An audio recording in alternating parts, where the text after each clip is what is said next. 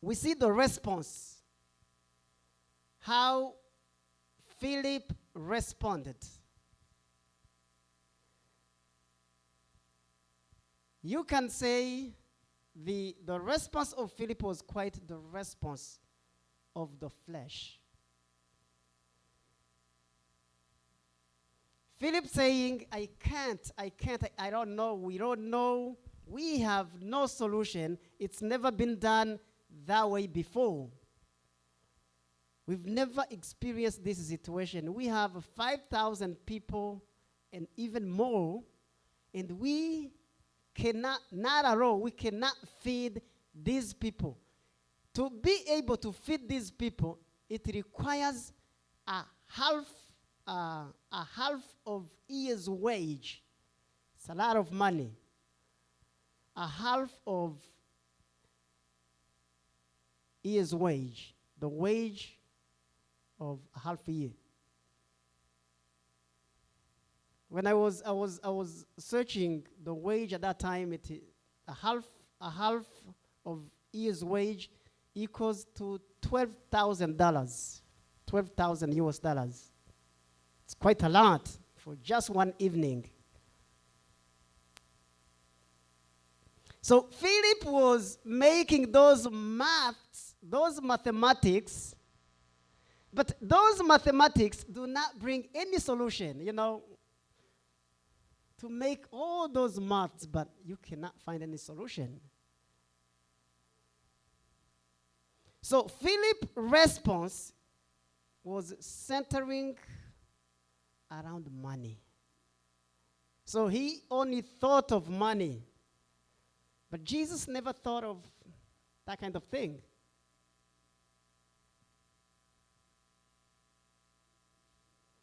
A lot of demonstrations, but with no solution.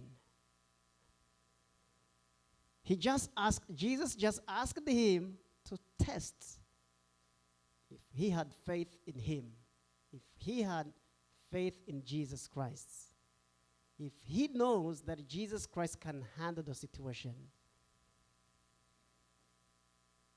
And when it came to Andrew, Andrew's response was almost similar.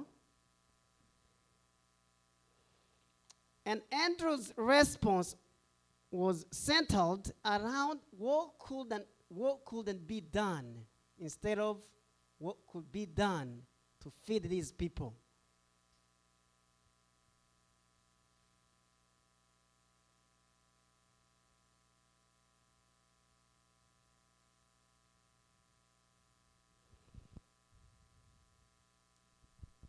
Because he said, here is a boy with 5 small barley loaves and the 2 small fish. But how far will they go among so many? With only 5 biscuits and 2 pieces of fish. How, Jesus, can you feed 5,000 people with these? Too little. So he was, in another way, he was telling him, it's impossible, Jesus. We only have a boy having this. It's impossible to feed these 5,000 people. It's impossible. Just leave it. It's impossible.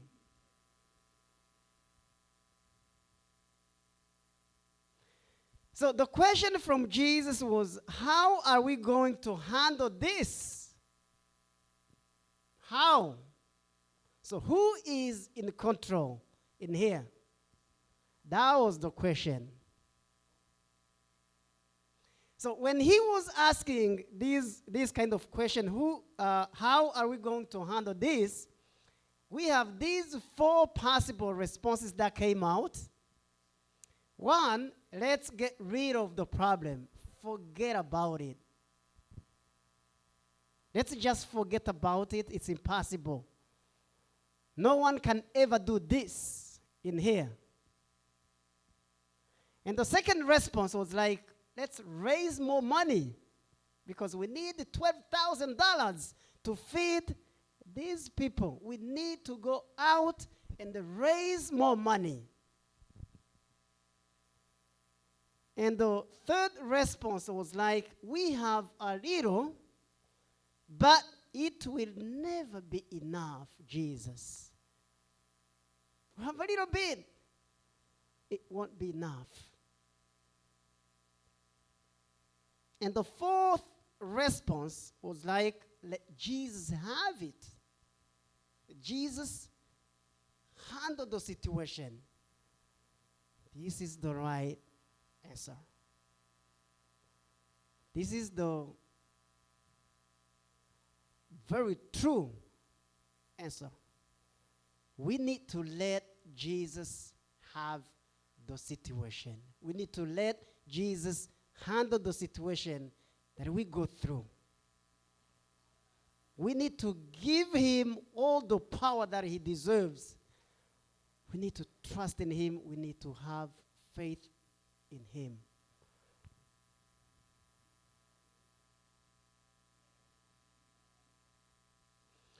So the thing is, do not listen to anything the flesh has to say about any situation. The flesh will always tell you like this. No, forget about this. It's not, no, it's out of your touch. You cannot do anything about this. That's what the flesh will always tell you. Or we tell you, oh, you cannot do this. No. This is a little bit, no. It's impossible. And no one can ever do this. No, possible. Even God cannot do this. It's too difficult. It's too complicated.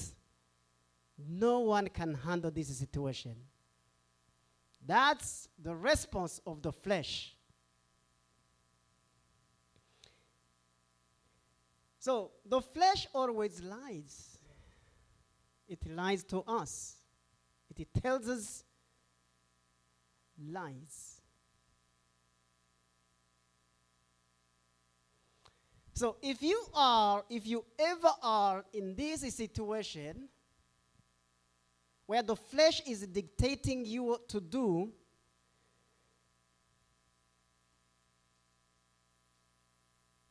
I want you to believe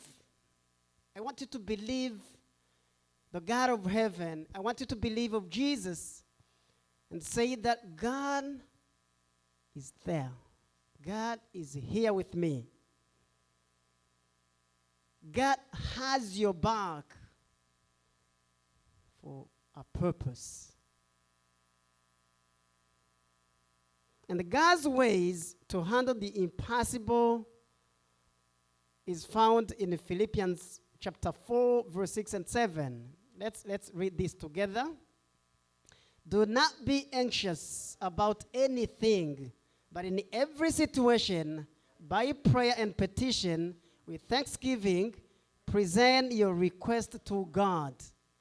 And the peace of God, which transcends all understanding, will guard your hearts and your minds in Christ Jesus. A lot of confidence here.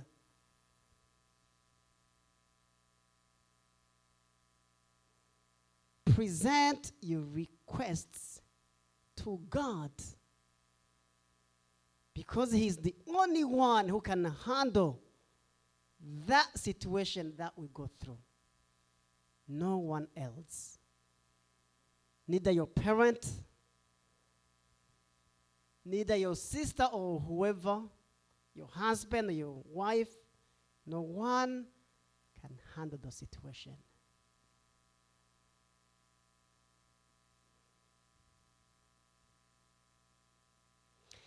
So, if you see this passage, you can find out that God is not looking for excuses. Do not excuse yourself whatsoever. He isn't looking for self-doubts, but he is looking for faith. Faith. Those who trust him. Those who, whenever they encounter a situation, they present the request to God. Do not try to solve that problem with yourself, because you are limited in power and in ability. We are limited. So the second part of this is the supplies which were insufficient. In verse 8 to 9. So the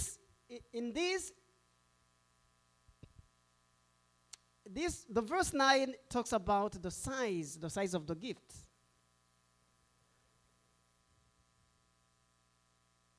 Jesus getting only 5 biscuits and 2 pieces of fish. It looks very small, very insufficient in the eyes, in the perspective of man.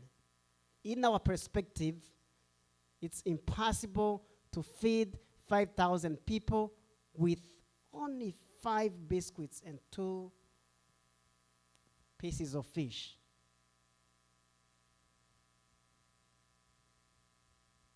But do you know that God is able to use the little things? How did God create a human being?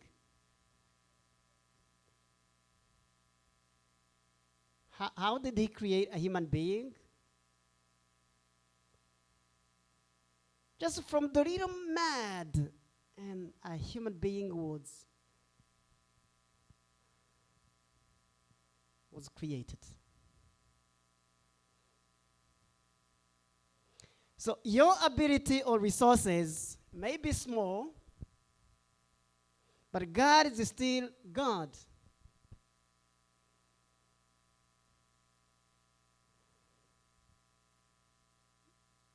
God can use anything, because he's God.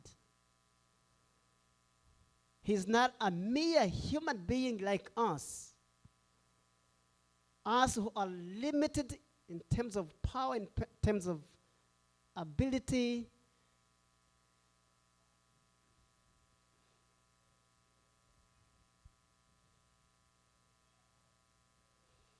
These 5 biscuits and 2 pieces of fish were not small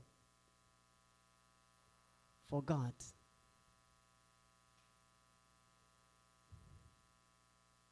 They weren't small for God.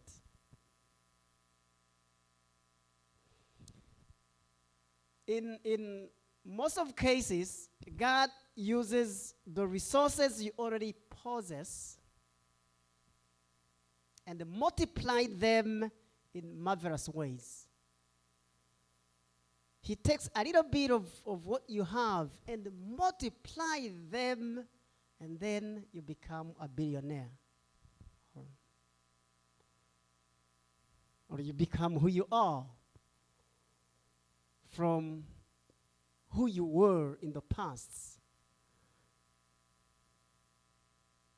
There is another interesting thing. Another interesting thing is about the boy who was having those 5 biscuits and 2 pieces of fish.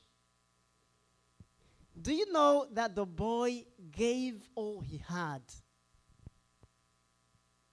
It's amazing. When I was reading it, why the boy did not refuse that. Why are you taking all that I have?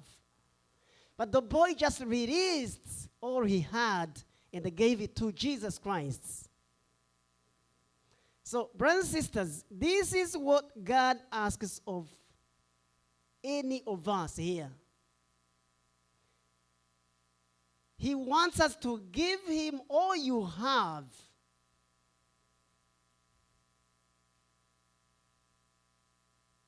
He wants us to give him. He wants us to give him all we have. Give him all.